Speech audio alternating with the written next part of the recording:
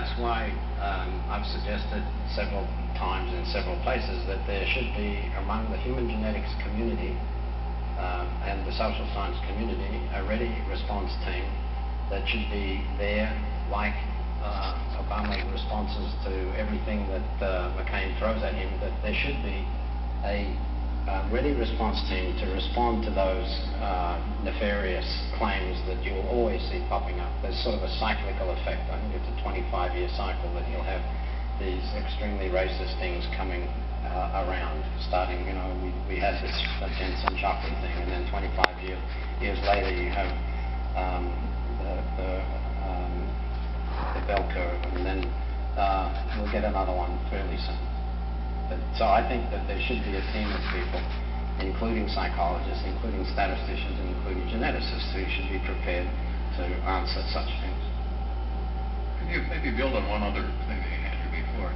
Could you comment on any instances where genetic information perhaps confirmed cultural myths or stories of some sort? Well, the Samaritans was one.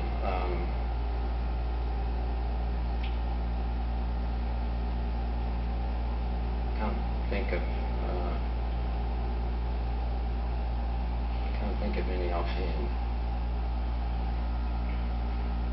Other than that one, can you, Robin? I thought you were doing some work in Iceland on. You can. The Kalash is one, yeah. Kalash. Something mentioned Kalash is one. But what about things like the parallelism between linguistic trees and genetic trees?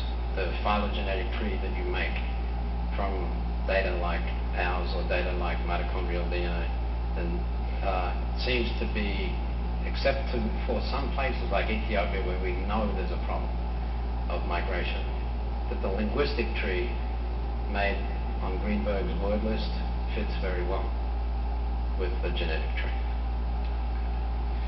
Well, I think I'll close with one last question from the audience here. I'm not sure they were completely serious. What do you think would happen if you did a sampling of the population here at the Nobel Conference?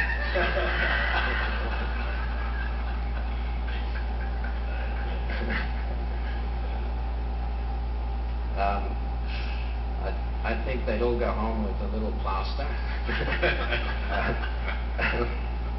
Actually, there was a study done of Americans by Neil Risch at Stanford of Asian Americans, Hispanic Americans, African Americans, and European Americans.